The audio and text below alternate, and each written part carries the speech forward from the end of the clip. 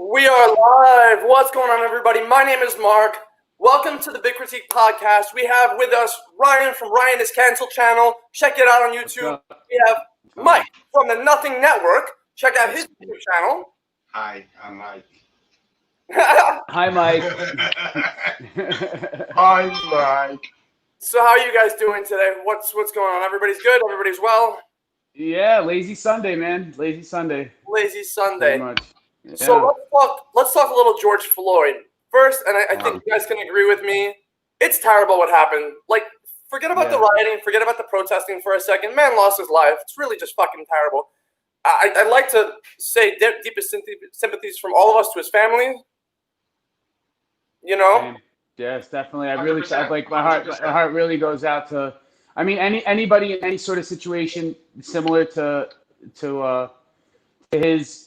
You know, my heart goes out because his son lost a life. You don't expect, you to leave your house and not come back alive, any given day. And for a family to be missing a member for such a senseless act is definitely sad. Yeah, definitely, and upsetting, and it rocked me. Like every time you see some sort of police, like using excessive force or violence or killing somebody because of their negligence, it always, and I don't want this to be misconstrued as being anti-cop, but because I do support police officers and their job is hard. And what's sad though is that in situations like that, you have people who participate in misconduct that give a bad name to a lot of good cops out there. You know what I mean? And I don't want the world to give this case as an example for the broader attitude of how law enforcement actually does, conduct. Yeah. Because most people do the right thing. It's not all cops are bad, but you get the couple seeds that ruin the bunch. Like bad apples ruin the bunch, and that's what. Situation, and it's I would be outraged as well. Oh yeah. But let's make it not about a me thing, because you get a lot of people who jump on the bandwagon to make it about themselves, trying to cry. You mean most people? Yeah, trying to cry. As if they understand what this guy was going through and what people of color go through with law enforcement on a day-to-day, and you don't understand. I don't understand. I'll never. I might understand. The white man in America, I'm not going to ever understand exactly. I mean, I've been harassed by police officers, but not in any sort of extent to where a average black man walking down the street has possibly gone through in his lifetime. The thing is, I've seen the opposite of it, where I've been what's the word? I've been harassed by police mostly because I was a white dude that hung out in a black neighborhood. Yeah. So I had a lot of friends that were minorities, and I hung out with them in their neighborhood a lot. And I just remember getting pulled over every time I left this corner store because they thought I was buying crack. Because they're like, no other white person goes to that store unless they're Why else would you be there? You don't have friends. No, I'm going to my friend's apartment right here. They go, wait, you hang out here? I'm like, yeah. Mm-hmm. But even them, in their mind, everyone. That's where the problem is also. Even in a lot of crime-ridden neighborhoods, the cops tend to treat everyone the same. But not everyone's a criminal in a crime-ridden neighborhood. It's just not the way it works. Some people, that's all you can afford to live. Yeah, so let's flip the tables for a second. So, obviously, we all agree it was absolutely unacceptable that this happened. It was absolutely unacceptable. It's worse. It's worse than unacceptable. It is worse than unacceptable. It's despicable. I saw the picture of the cop kneeling on this guy's neck, and I looked at it for a second, and I was trying to put myself in his head. What was he thinking? Was he thinking, you piece of shit, because you're black, or was he thinking not at all? To me, it was just was he just dead airing? I'm missing a criminal. My washing machine, my dryer just opened by itself and scared the shit out of me. So I jumped. Yo, my dishwasher does the same thing all the time. It pops open when it's done, and it freaks the fuck out of me all the time. Yeah, I'm like, but ghost, you said ghost. Very important, by the way. What was going through his head? I think what was going through his head. Do you know what I think was going through his head, to be honest? Yeah, what? The guy gave him a little bit of a hard time, maybe, so he put him on his belly and put his knee in his neck. And that's not supposed to happen, first off. But I think when the two people started recording him, the one person started recording him, and the other woman were like, "Yo, what are you doing? He can't breathe. Don't do that." Don't do that. And because they said don't do that, he's like, "I'm a cop. I could do whatever I want. I'm not fucking moving. Fuck you." Maybe. And you know what? That's the mentality that we do not want on the police force. No. You are a servant. Nothing they did that day was policy. It's not police policy to cuff a person and lay them on the belly and leave them there. Once you have those cuffs on, you pick them up. You don't place your knee across their neck. You can put it in the back while you're trying to cuff them. But once they're cuffed, you get them up. How he didn't end up in the car being cuffed. Like he was already processed. It made no sense to me why he was down on the ground after had been cuffed and being brought to the police cruiser. Yeah. Why he wasn't put in the car while he was being processed. It made no sense. And then you hear bits and pieces of the story unfold to where they were co-workers. Private security. They knew each other. They had a history. I heard that. And it was unclear. And then but this is the thing. Even if an acquaintance, at work, and I'm on the job as a cop, and I'm in a position where I have to arrest this person, I'm not saying because you could even say it should he given him preferential treatment because he knew him, I'm sure if you're a cop, the policy isn't if you have your homeboy is being arrested that you're not lenient on him any more so than anybody else. You're supposed to treat everybody the same. But I doubt that he's kneeing him, a white kid, for disorderly conduct too. There was a video of a woman actually who got arrested in a park for protesting or some shit for this, and they did the same fucking thing to her. They put the knee across her fucking neck as they were cuffing her. But they don't leave you there. They cuff you, pick you up, and pull you away. They didn't leave her there. He was down for 9 minutes? I don't care. What's up with that? What's up with that? I don't care if the autopsy report says he wasn't choked to death here, because that doesn't matter. As you know, you breathe from here. 10 minutes on somebody's neck, man. It's crazy. That was crazy. I'm like, what the fuck, man?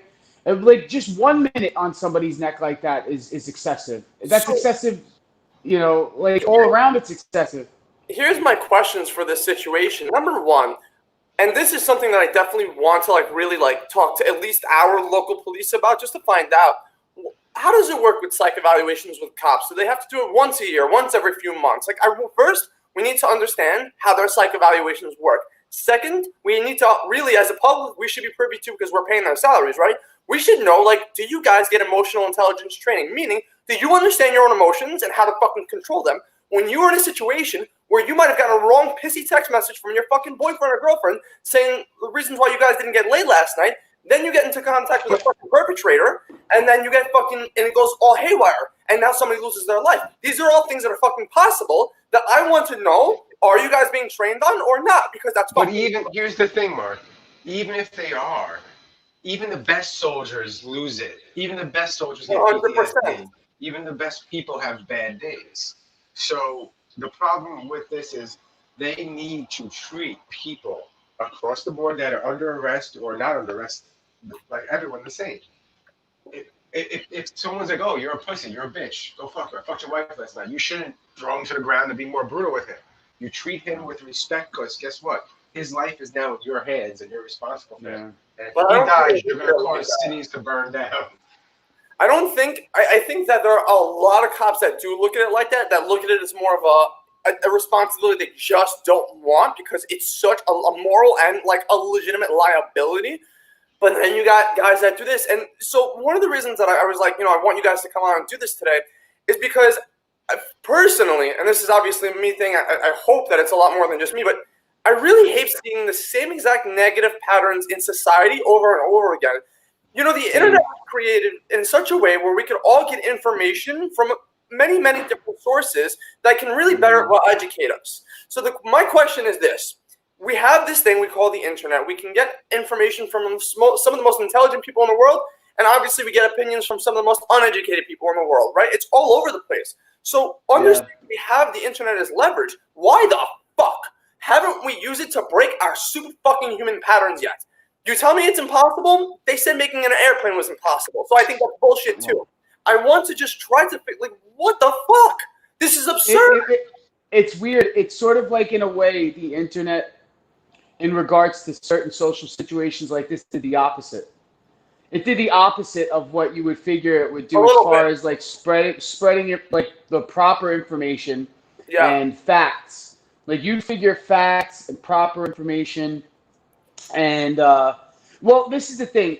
I mean, people predicted that like things going viral was gonna be a thing, you know, because that started. There was the, like, for example, on a lighter note, not having anything to do with violence or oppression, but there was a model named Cindy Margolis who became famous because she was the first viral model, and this is in 1999. She was the most downloaded person on the internet, and it was a huge thing. It was a huge thing, and they predicted. They said, well, there's going to be things like this, and people that are going to become famous solely on the internet. And, you know, there was going to be things that will spread like the news, like wildfire. And the deeper we get into the new millennium, right, which isn't new anymore, 20 years in, not new anymore, you know, you're noticing that is exactly what's happening. And even fake news, right, and or rumors or false information or a twist to the story that wasn't the exact truth spreads like this and becomes, you know, like, for example, even news events, as something like this happening and this gentleman passing away because a cop's gross negligence and irresponsibility, you know, 2 seconds later, everybody's got their phones out. It's instant news. Right. And I'm sure before we got down to it, we don't even really know the nature of their relationship, but we do know that there was a private security that they both worked for. We both know we know that they both had encounters as police officer and civilian. You know what I mean? Yeah. In the past, but we don't know what the nature was as far as any of those encounters gotten violent and or aggressive. So we have no idea what's leading. We do know what we saw in the video. And everybody sees that. And that's a fact because you cannot deny what happened. That's why everybody is so humble about this time around. Mainly because there's no question to what was done wrong. Like, even in Eric Garner's case, you had people saying that, this cop was a lot smaller than him. There was all these excuses to why it was justifiable for the cops to use. Yeah. They were saying he was resisting. They were saying this, that, the other, and there were all these excuses to why this cop choked him out. And in this case, there is no excuse. Yeah. Nobody has come forward to be like, oh, well, you don't know what it's like being a cop. This is what you have to do. Nobody's even said that, which I'm surprised. The difference being, there's a difference between those two situations because Eric physically on camera smacked officers' arms away and said, "Get away from me." Yeah. This guy, you watch the video, they pull him out of the car. He was compliant. He was compliant the whole time. And all of a sudden he ends up on his belly. Come on. It makes no sense. Like, here's what I haven't been privy to. The information I haven't been privy to, and maybe you guys know, is exactly what led them to even interact with George Floyd. Like, what? It was a fake check. What? A store called 911 on him saying he gave them a fake check. Yeah. But there was no verification if the check was fake. They just thought it was a fake check. They just know it was a fake check. This is the thing, like, and this is what as an example to what I was just saying before. You find out information in, you know, like little bits and pieces that are surrounding the story that you don't see on camera. And that was the first story I heard was that it was a counterfeit $20 bill. You know what I mean? I think it might have been either a counterfeit $25 bill or like a counterfeit $20 check. Which or whatever. Regardless, it's like we don't even know if that's how it got started. We know the clerk called the cops. That's all you know. You want to know something? You know what I mean? Listen, I can't say it's grimy. I can see it from the store clerk's perspective. I get that, but the thing is that there's fake money that goes into circulation all the time. All the time. You know, and I found I had a fake 20 once, and I was pissed. I was like, how the fuck did I get this? For the store clerk to call the cop, to me, that's racism. Realistically speaking, if I go into a store and give a clerk a $20 bill and the transaction has ended, and you've accepted that, you can go fuck yourself. That was your mistake, realistically speaking. Yeah, Really, it happens all the time. No, that was your mistake. If you tell me during the transaction, this is not, I can't accept this, and I have to be like, okay, I don't think I might have another bill. Because it's like just general error. There's no harm in there a lot of the time. Well, no, I wouldn't say so. And that's to be like, even if I like, if I'm, and I don't think he knew that he was committing a crime or thought he was, but if I was knowingly like, all right, I'm gonna pass this $20 bill off at this corner store, I don't think I deserve to die for that. You know what I mean? I don't think that I deserve to not be able to make it home after being bailed out of jail for trying to pass a fake 20. You know what I mean? Honestly, like. No, that's not acceptable. But this you is want to why. Something that at least from what I've seen and observed, we're seeing all these riots happen, right? The first thing that I realized is, the first thing that I heard is, cause and effect. George Floyd's girlfriend, or whatever relation he had, I'm pretty sure it's his girlfriend. Yeah, long-time girlfriend. They were together for years, I think. Yeah. Some news source was essentially like, she came out and publicly said, like, he would have never, like, he was for peace and love. He would have never been okay with this rioting, like, even in the wake of his death. He was a peaceful person. Listen, I understand. This is what I get about us as human beings. We're emotion, especially negative emotion, but emotion is very easily transferred to us, and especially through the internet. So, like, if you come around the group of people that are rioting, even if either, like, three of us were walking, like, you remember Ryan, walking, like, by the Barclays Center or whatever, there's a lot of energy going on over there. So if you see a bunch of people rioting, there's a good chance that without being really priorly educated, either one or three of us would be like, yeah, fuck this shit or whatever, The mob mentality. The mob mentality. It's how we clan up. But the thing is that this shit goes viral so quick when the mob mentality hits that you have to really, like, think for yourself to pull yourself out of it. Like, why am I really fighting? Am I really doing any good? And you know what? I'll exhaust a little empathy and say we don't, as three white males, no, we don't know what it's like to be oppressed by walking the streets in our neighborhood by local law enforcement. 100% I agree with you. Couldn't agree with you anymore if I tried. So I can't really, like, I'm not going to talk shit about the rioters like that. I will say that it's not acceptable to me in any way, shape, or form to destroy local businesses. To loot, I don't see how that's acceptable, I feel the same way. I understand why it happens, and I understand why the outrage is there. Totally get it. I understand the need to protest. I understand the need to take it to the streets. I get it. I've been a union member for over 15 years, and I believe in the right to protest. Why are they burning down Target? Say it again. But why are you burning down Target? Why aren't you burning down the IRS? Please burn down the IRS. Well, didn't they get into they got into some building in Washington yesterday? Yeah, and the Secret Service was like, no, get the fuck out, and they got the fuck out. Yeah. Fuck with the Secret Service, apparently. Yeah, you don't. But this is the thing, like, I understand taking this is my whole gripe with the looting, right? Most of the protests start peaceful at the beginning of the day. They're all people of, like, maybe an age group closer to us or older, people in their 60s, people in their 50s, people who have been protesting this kind of stuff for decades, who have a solid belief in, their disdain for law enforcement and how they treat people of color. Right. And in this country, and they believe in what they believe in, and they're marching for what they believe in, and they're outraged, and they're doing it peacefully. And then comes nightfall, 7 o'clock, a couple of teenagers come walking through the crowds, start inciting, like the rage mentality, start, chanting. They don't think. Egging the crowd on. The older people have left because they go home. and some of the younger people are around, and like you said, the wildfire of the mob mentality ends up taking hold. And then you get all these rowdy kids that are just out there just to be anarchists and to incite violence.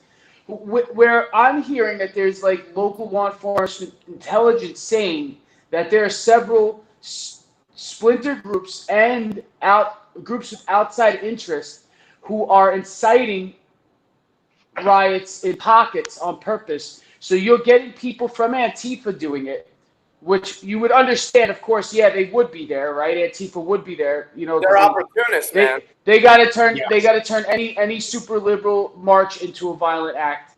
Yes, Antifa is not anti-fascist. They are anarchists. No, they're not. They are anarchists. Not my kind of anarchists. Not the one who believes in anarchy by peace. We believe. Yeah. They believe in destruction and burning it all down.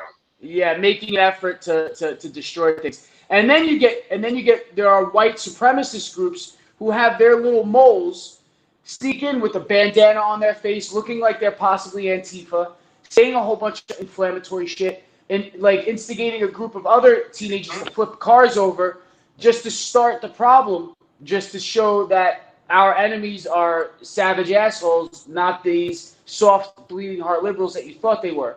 Which the thing is, I do, in a sense, agree with that idea as far as, like, you cannot preach progress and inclusion and peace and harmony amongst all peoples and justice and fairness to all humankind and then be a hypocrite and go and incite a violent riot, destroying local businesses, mom and pop shops in your own neighborhood. You get hardworking people who happen to be of Latin American, African American descent, Asian American descent, opening these small businesses, struggling, trying to send their kids to college to give them a better life because they came from nothing.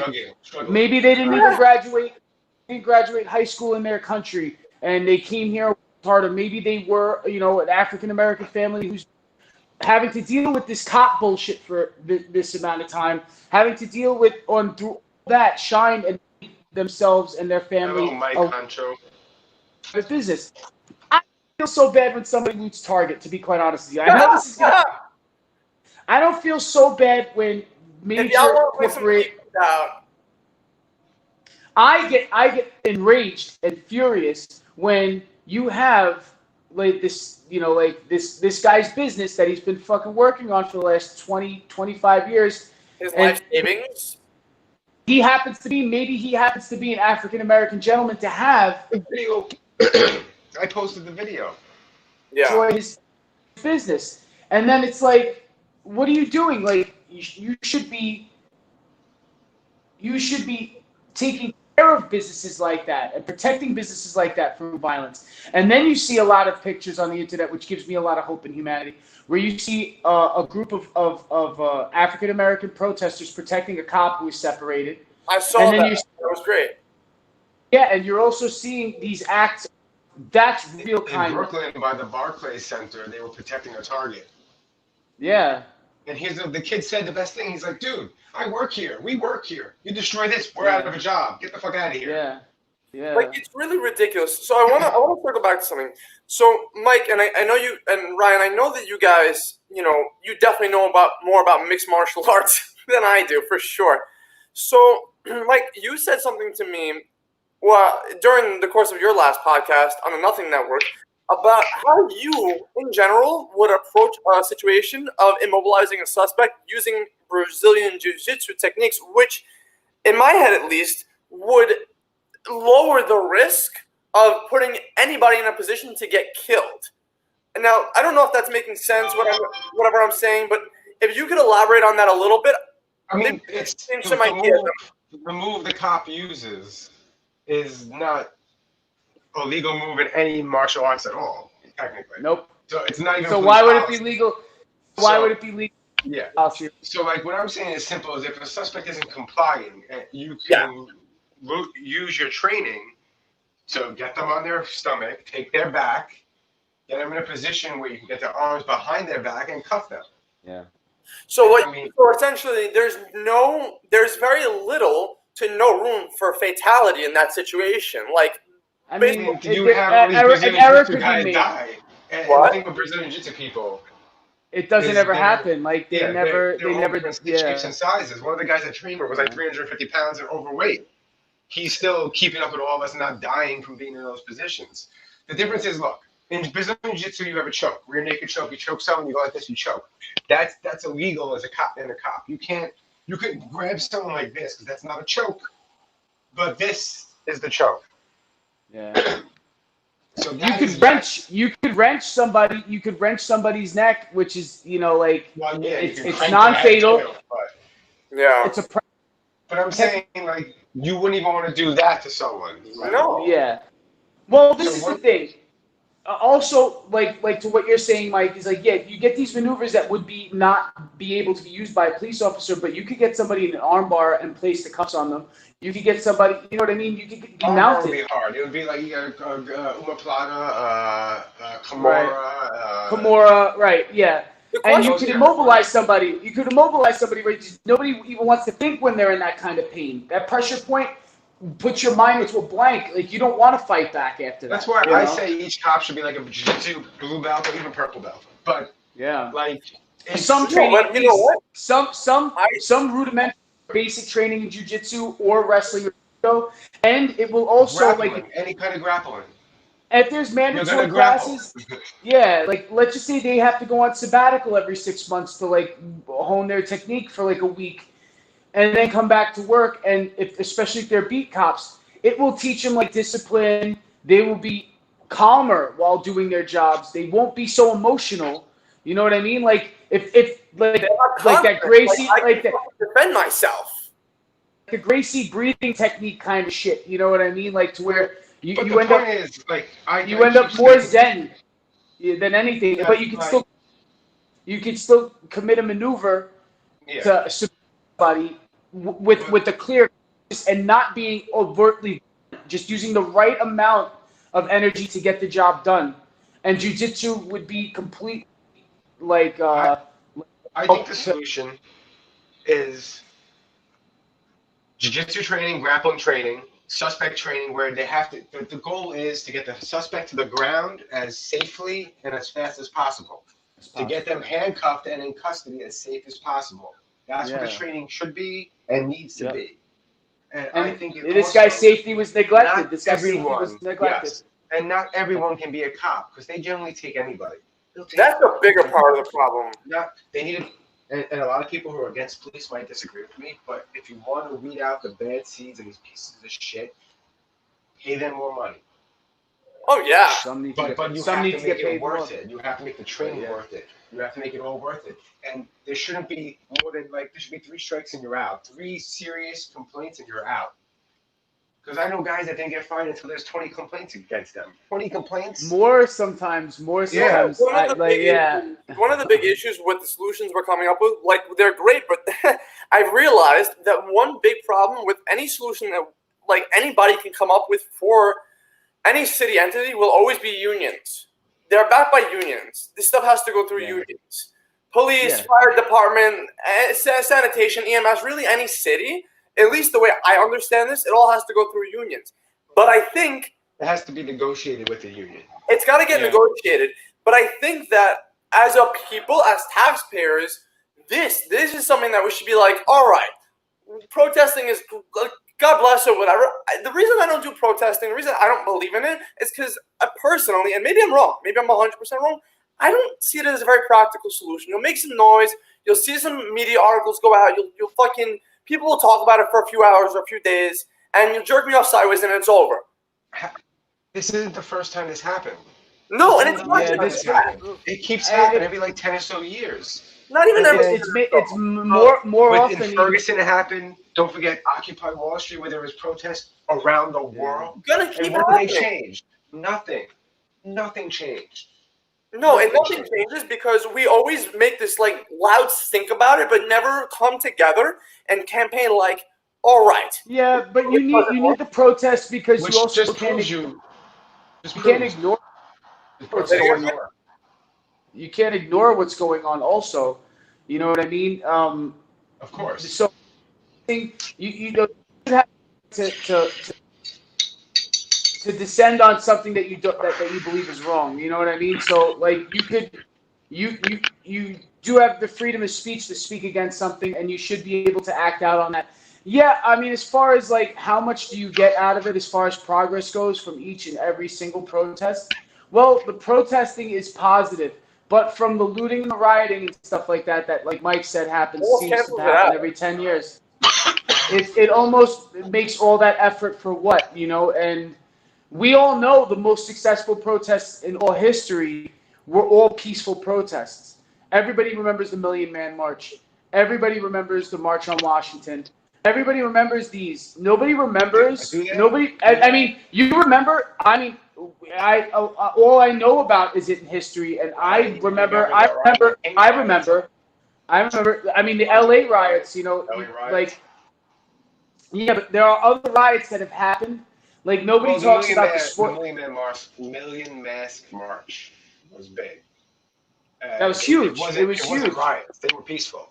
It was peaceful. It was, and that's what should be, because it brings attention in a positive light. You'll get on the news. Otherwise, when people start rioting, what gets forgotten is the actual heart of the cause. Sometimes gets, and you don't want to dilute in a riot is the pain of this guy's family and his girlfriend and all of his closest friends. That's exactly what's happening. That's what's happening.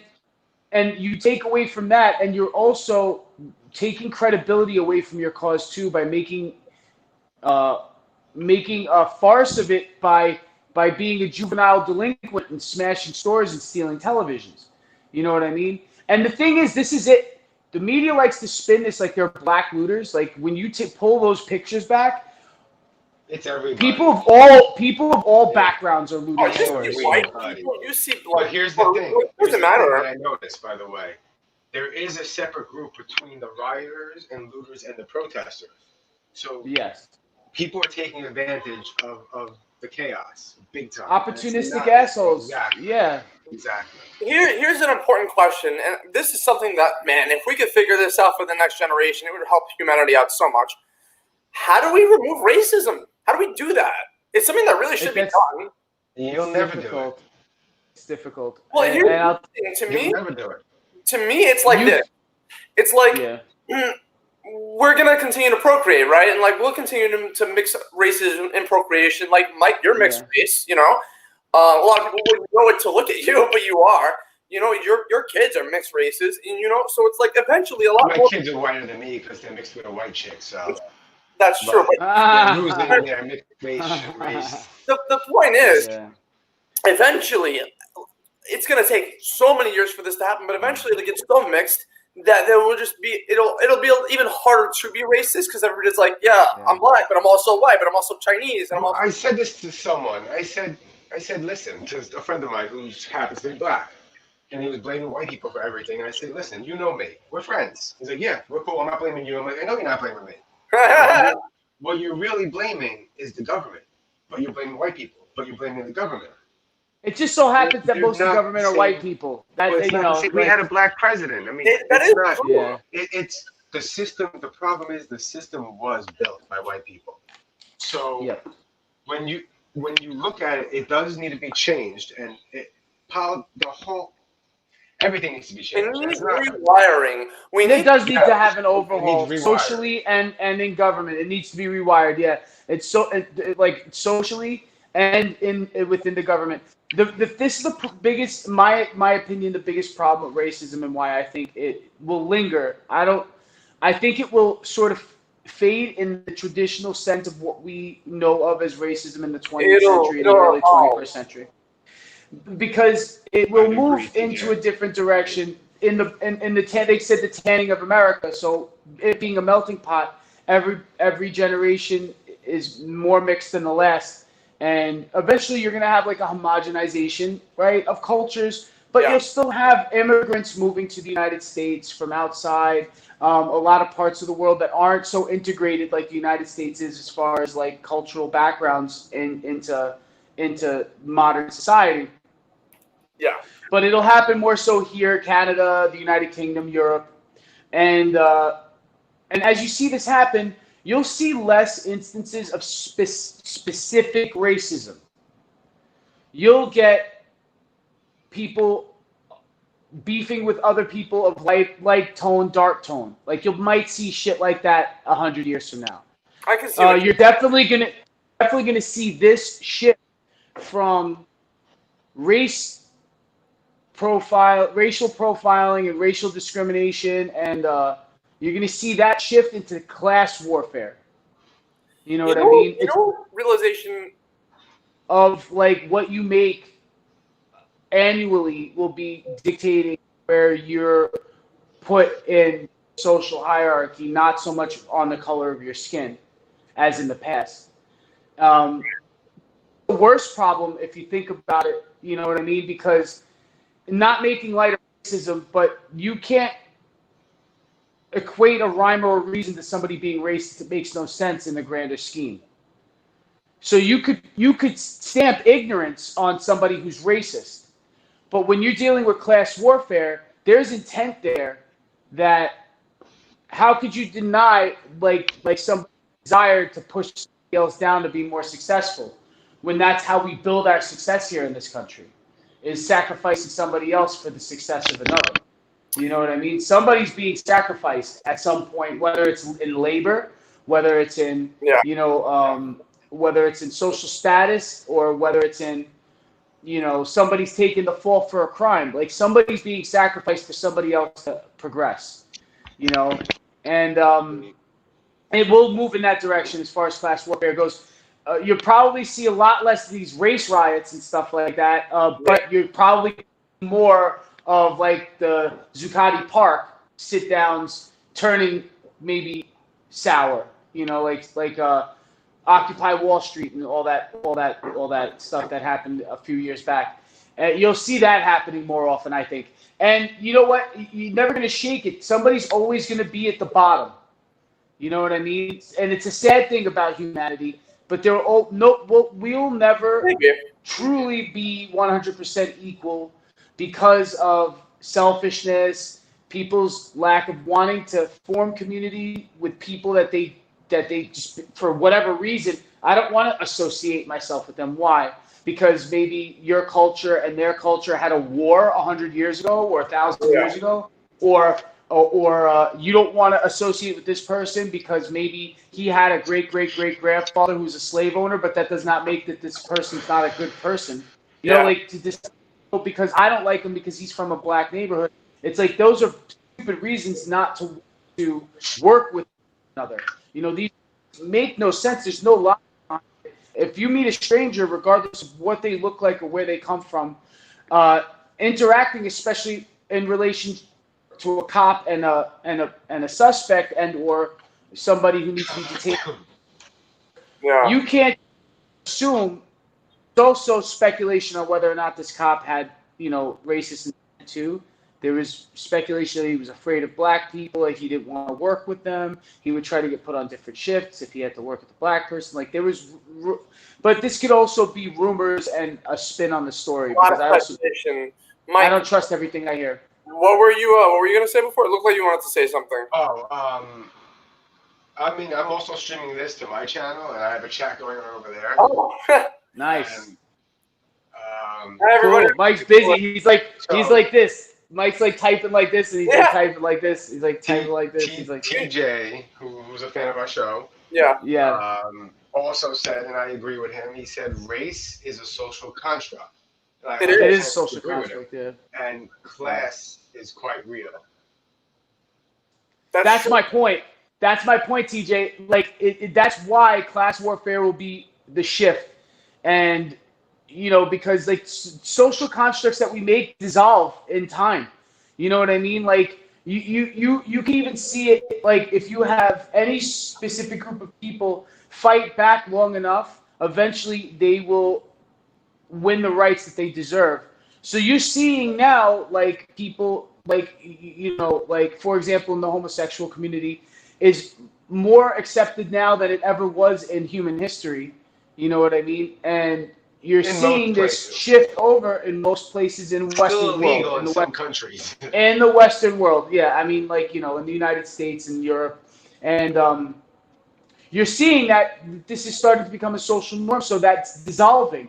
That hate and uninclusive like activity to like shun gay people out of society is dissolving. It's starting. You see it. You've seen it happening over the course of the last 30 or 40 years, especially so. And that's what's going to happen with race eventually too. Like Mike said, we've had a black president, so it's like there are milestones that you reach that start to make everybody in this country more included, even though we still have a great issue with separating people. There's segregation that still happens unconsciously, you know, and now there's black people trying to do that, white people trying to do this. Like, guys, you didn't learn from history, and what are you guys, fucking idiots? Like, the more we keep letting history repeat itself, the more we're just so frustrating for me. You know what I've realized? So, like, we've all known each other a long time, and, like, I think that the three of us can agree. Let's say, Ryan, I don't know, give or take 10 years ago, when we were in, like, you know, your basement, when you lived in Bensonhurst, Brooklyn, we were just shooting the shit, playing cards. Even, like, the nights that the three of us would just be there hanging out, there's plenty of times where we would literally all feed into the same one-sided, one-minded shit-talking. And, like, years later, you think back onto those conversations and you think to yourself, wow, the difference between myself now versus then was, then we would talk ourselves one-sided like we knew everything in the fucking world. In ways that, like, they would never go anywhere because we didn't understand things we just didn't understand yet because we weren't worldly enough yet. And I feel like there's so many people in the world that are still, like, so one-sided in the ways that they're thinking, like, no, fuck this shit, fuck the police, they're wrong about everything and blah, blah, blah. And, like, they just, like, don't want to hear it. And I can understand that way of thinking because when that's, like, the social circles or that's, like, the world that you live in where everything is sort of just one-sided, like, you guys only just understand this, then that's how it's going to be. But when people start to, and, like, Lil Wayne said it before, too, and other like, famous people, I'm not even going to bring race into it. There's a ton of influencers, famous people with tons of credibility that have, you know, made success for themselves on different levels, have just essentially been like, we have to stop looking at this from one side. Like, it's not just one side. There are several different sides to every story. And it's not even you're right. No, you're right, Mike. No, you're right, Ryan. You're probably both right for different reasons at different points of time in different ways.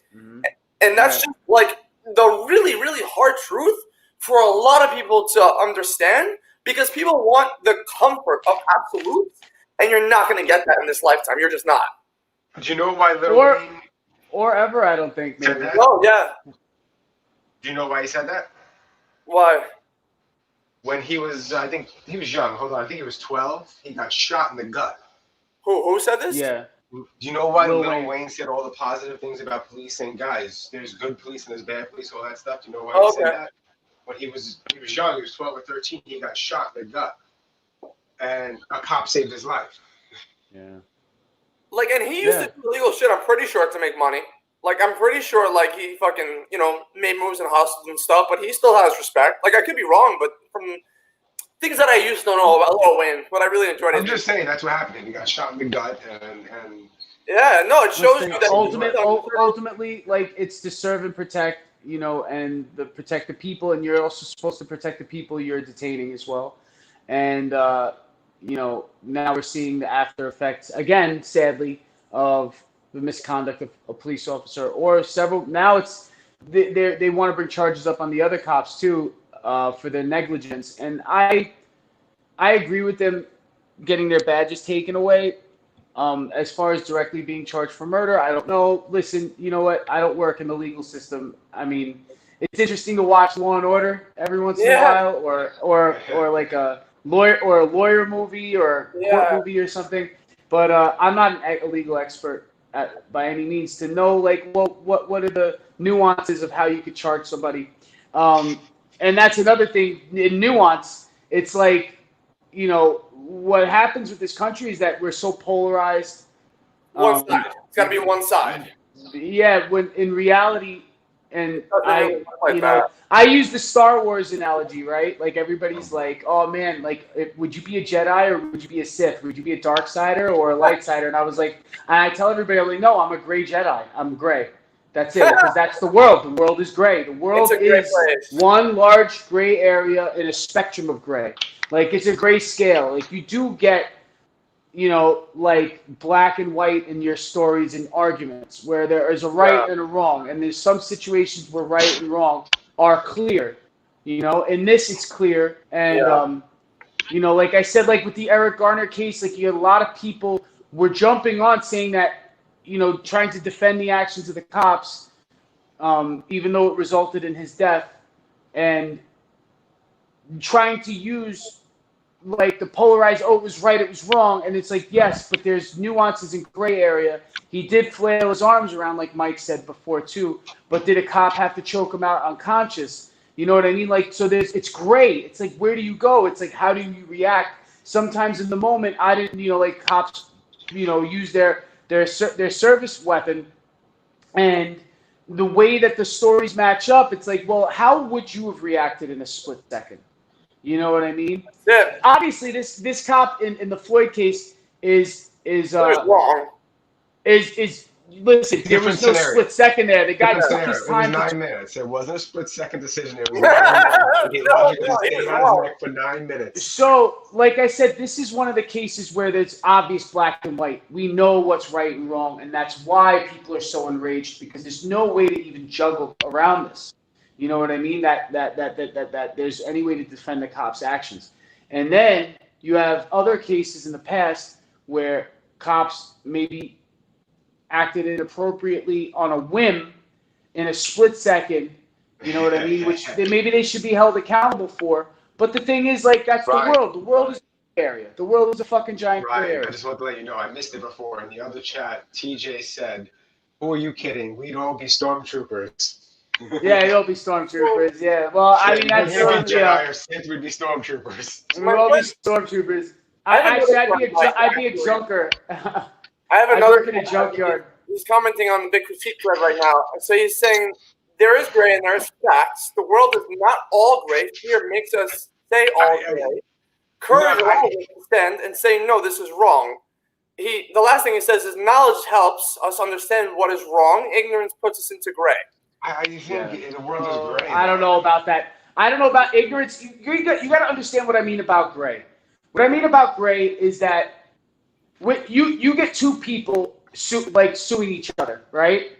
Yeah. There's what happens in the contract that you're both suing each other over, and then there are other deals and other sort of little bits that you're both suing each other over.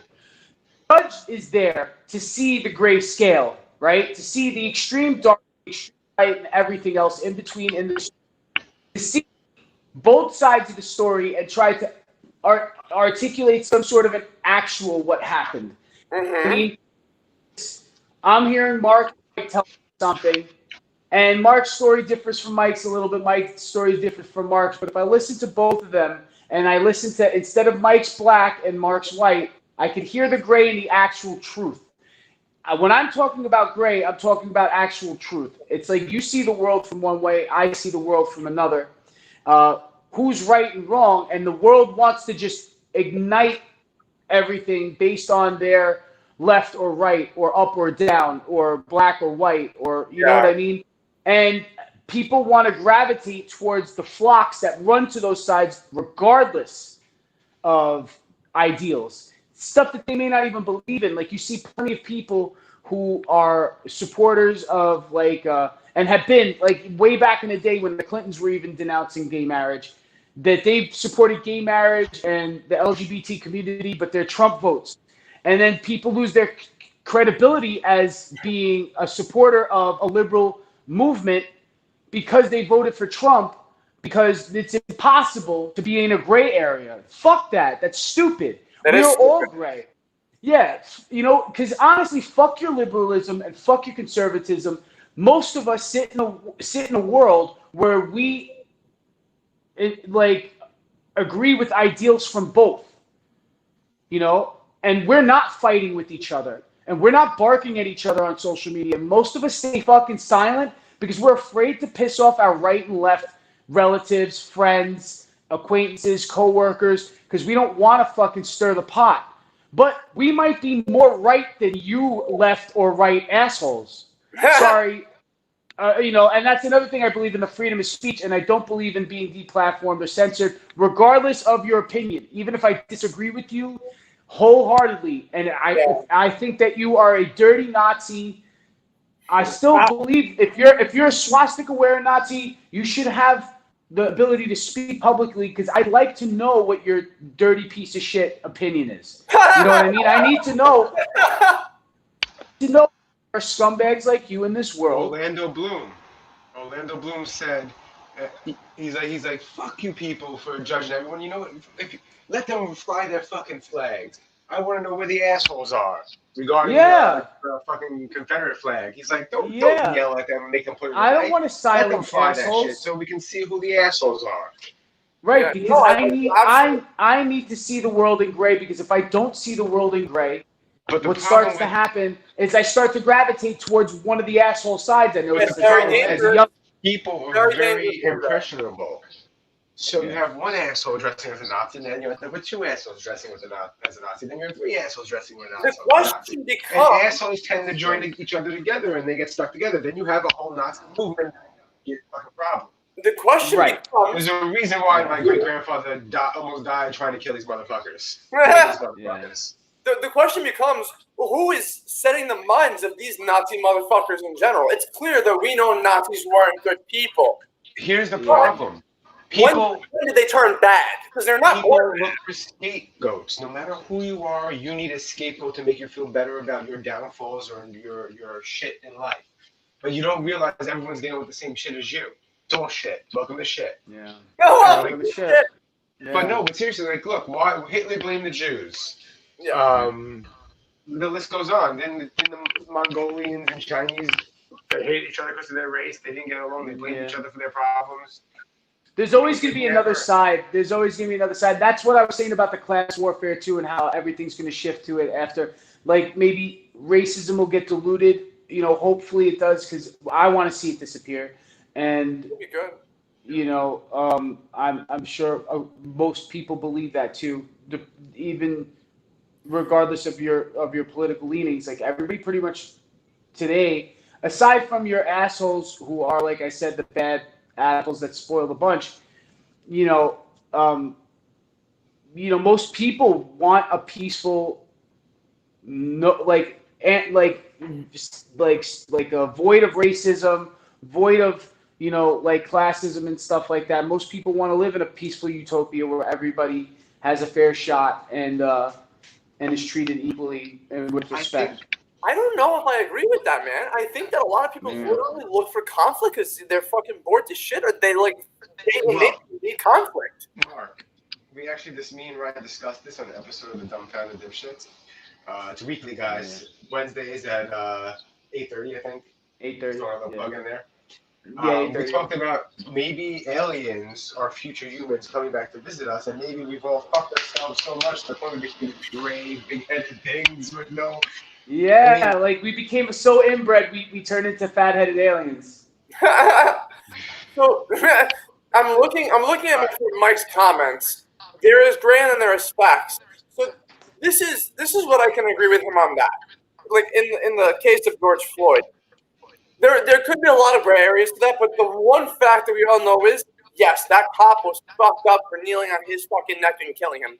To me, that is a fact. I think it's black and white. That's pretty fucking black and white. There is gray, and you know what the gray is? The gray what is the gray? What is the gray? There's no gray in this case. Sorry. No, it's black and white. It's no gray. There's no gray. He had blatant disregard for this guy's safety, and it's obvious. It's such a it's such a clear-cut case. Like, it's what pisses me off about this more than anything, by the way, is there's two people yelling at the cop, telling him, you guys saying you can't breathe. Can you get your knee off his neck? Can you please get your knee off his neck? And the guy's on the ground begging for his mama and screaming, I can't breathe. I'm dying. You're killing me. Yeah, and help me. He's saying help me. He's saying help me. You ready? He's like, what do I want to eat for dinner? Yeah. That's what he's doing. You piece of shit. Cops just stand around and do nothing. They're watching this. That's why I could never have become a cop. I passed the cop test. I didn't take the job. I could never have been a cop. One, You probably far too much weed. You probably would have went to jail for like not for hurting anybody, but you would have went to jail as a cop for probably different reasons. I would not be able to arrest anyone who had weed. I just wouldn't be able to do it. So that's one. There's just so much. I wouldn't be able to do that. I'd be a hypocrite if I did that. Not even that. I just don't think it's within you. I don't think I could stand around and, especially if I train in martial arts and MMA. I don't think I could stand around while that's I'm like, hey, asshole, you're on his neck. Can you move? No, can you fucking move? Mike, I know you for a long time. If you were there and you were amongst those cops, you probably would have ripped him off the fucking guy's neck. I probably would have lost my job. You would have, but you would have saved a life. Maybe. But, like, so, you know what? I won't rule it out. Maybe there are gray areas that we don't know because we weren't there. Maybe they were. What 100% fact is that was wrong. That guy, despicable, unacceptable, shouldn't have done that. But the questions become, what put him in that mindset, and why did all of his fellow coworkers, that couldn't have all been on that same mindset, not do it? His wife divorced him right away. What? His wife divorced him right away. So his wife wasn't even there, though. No, you're not understanding it. She wasn't there. Talking about everybody jumping ship. She goes home at night and comes from home before work starts. So she divorced him right away. So he's probably a piece of shit at home, a miserable human being, and has no business being a cop. Yeah. But that, it could speak to his character a little bit. What? I can't hear you, Mark. I said I get what you're saying, but like that doesn't really. I just want to understand what was going through the other cops' heads. Like, why did nobody like just move and like push him off? What? I mean, obviously not, but. It's just like sort of solidarity. It's like some weird solidarity, like where if a cop is doing something bad, you don't want to be a rat, you know. My father's a retired cop, and he hated the job. He hated everything about it. He refused to arrest people that had weed. He almost got fired several times for not doing his job right, because not bad things he did. He just refused to do things that he wanted to do, like whatever. But like. There's this whole code of like the blue line, you know, you're all together as one, and they gotta stick together. Like you gotta understand, like you said, like cops are unionized, you know, for the most part. There's, you know, a camaraderie with them, like like there is in the military. It's like your brothers and sisters. You know, and the thing is, like, you know how it is with work. You got work buddies and stuff like that, like. You know, like when you're a teenager, you're working at McDonald's and you sneak a hamburger. It's like, what? No harm, no foul, right? And you're not going to tell the manager, are you? So your burger flipper friend behind you isn't going to be like, oh, I don't give a shit, man. I stole a burger last week. And it's like you guys end up not caring. It's not really hurting anybody. But then behaviors like that can snowball to where it's like eventually 6 months down the line, you're fucking breaking into McDonald's to steal their whole inventory of hamburgers and bring them home. And now it's like, okay, that's when that situation. Now you're the bad cop when you're fucking outright breaking laws, like in Training Day or something like that, when you're fucking Denzel Washington. But what I'm saying is, like, you know, not to make light of this, but what I'm saying is, like, what's really sad, what we shouldn't do is, like, we also shouldn't lose the idea that this is somebody doing their job bad, horribly, the wrong way. People who do their job right. In an industry where I watch people who properly, you know, go by procedure and do their jobs the right way, and it's done in a neat, clean, and safe fashion, and it looks good. You know, sometimes you wish it would be done faster. You know what I mean? But all the protocols were met, and it was done without any injury or incident. Right? Yeah. Sometimes you cut corners. Cops also they would cut corners too, as far as like. You know, instead of using a complicated, you know, like Brazilian Jiu-Jitsu technique that I learned because I have to go to these classes now, and you have an untrained physically trained officer, is just to be like, well, I know I could yoke this guy. Easy way out. It's the easy ticket out. You know what I mean? With that yoke, if you don't know how to hold it properly, you could snap the person's neck, you could break trachea, you could choke them unconscious. There's a multitude of things that can happen. And let's just say if you let go of him at the right time, you could his head around and die. Like, a lot of things could go wrong if you don't know what you're doing.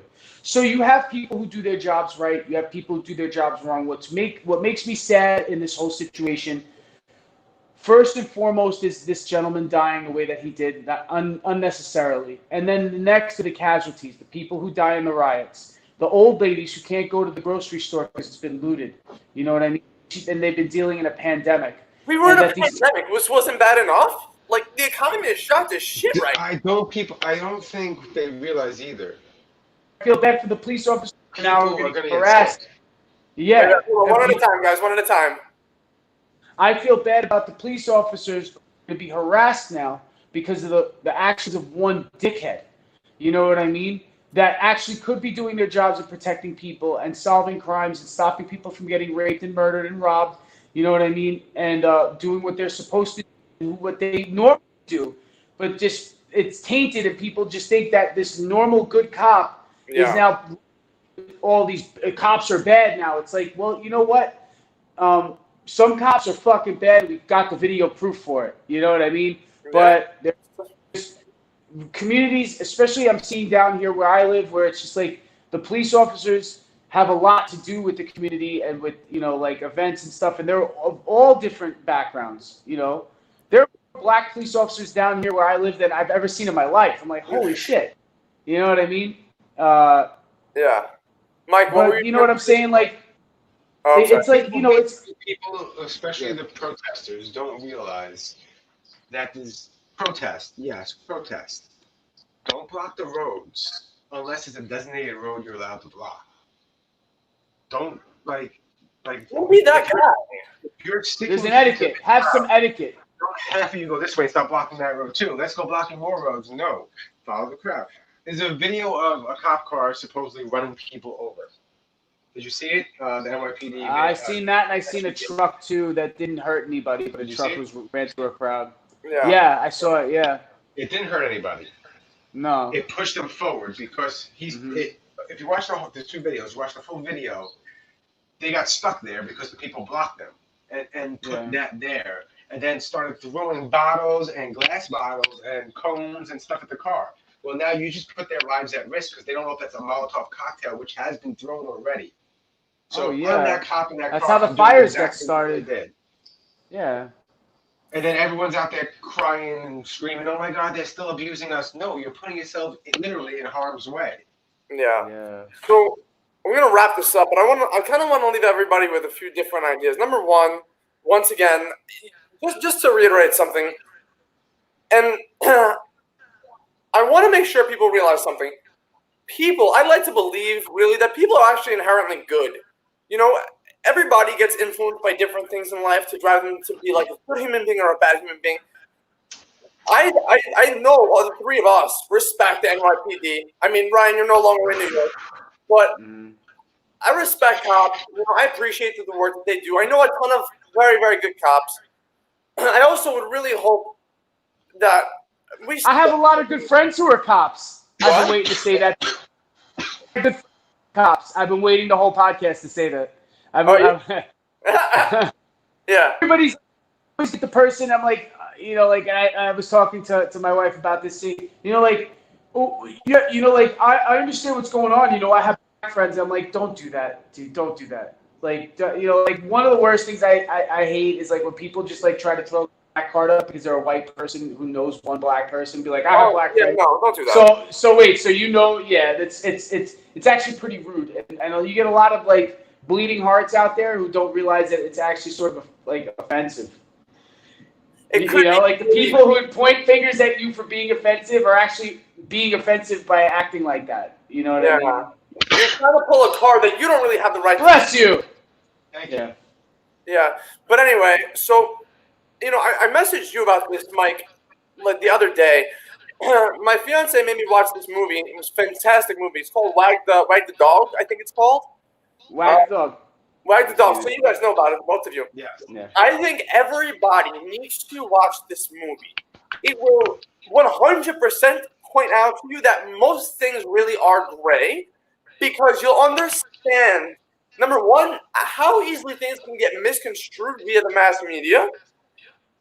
And number two, especially when you start making, like when you film anything, you realize to film something in general, right? When you write a script for something, you have to look from more than one different perspective because you're giving several different lines, right? Mm-hmm. So you have different characters with different thoughts and different actions taken. Like there's just different ways of thinking. So you have to think in like a gray sort of area. Yeah, sometimes there's black and white, but more than often than not there's gray. So if you watch this movie, you will truly understand how they produce films and how easily things can get misconstrued via the way we intake information. A lot of people may see this movie and be like, oh, that's it. The media is manipulating everything. I don't want to talk like that either. No, but they are. They probably are manipulating a lot. They try, and there are people who are influenced, but you could be a free thinker and form your own opinion. They try, but what we don't realize is that's what their job is. They're selling content. The media sells content.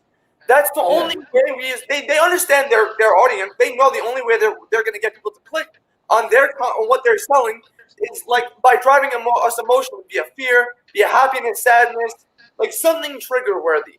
If they just fucking put out boring headlines, they're not going to sell their content. So it's really important that we as consumers start to understand, like, hey, they're going to do this. We've got to be understanding of that. And I think that is kind of how I want to end this hour-long podcast. You guys, everybody, thank you so much for watching, whoever tuned in. Again, we have Mike here from the Nothing Network. Hit his YouTube channel up. Mike, what podcast do you do? Let's hit you up for a second. I didn't hear you. What'd you say? What podcast do you do and when? I said it already. Dumbfounded Dipshits, which is Wednesday nights. Wednesday at 8:30. 8:30. Yeah. I have Keeping It Up with Mike and John. We go on whenever we can because it's the end of the world. And it's just getting worse somehow. So. Ryan, what's your channel about? I know you and Mike. Canceled with Ryan Murphy. I haven't done a cancel cast in a little while. I've been podcasting with Mike on Dumbfounded Dipshits, but I'm probably going to be going live. I think next weekend on the Canceled with Ryan Murphy. Trying to get this thing back going again. I went back to work, so after they lifted all the restrictions down here, and I haven't had my time allocating it to go live and stuff like that. Ryan, you need to just go on your phone and just rant. Have something happen to you and just go on your phone and rant. Yeah. I might use that. That might be the new format, actually. That's easier. I may have to. Yeah. It might be up my alley too. I just yell at a phone. People think I'm crazy, like walking around Florida with the fucking phone, just yelling at it. Like, you're not that crazy at all. He's that guy online. He yells at his phone all the time. You'll be surprised how many people go, I know what he's doing. He's podcasting or he's YouTubing. Yeah. Anyway, guys, thanks so much for tuning in. Before we leave, fucking destroy that like button for the Big Critique. Let's go, people. Destroy that like button. Don't do that. Don't do that. I don't care. I'm going to do it. I'm going to blow that like button up. Blow that like button up. I don't know why I'm doing this with my hands. Anyway. I was going to say something so bad, like, pretend you're a white racist cop and that like button is, I'm done. Oh. Cut that part out. Don't do that's not good. We don't want that. It's bad. No, I don't. Obviously, it's a joke. I don't support any of that nonsense. No. Peace, guys. Good night, guys. Thanks for tuning in. Bye-bye. Later. Wow.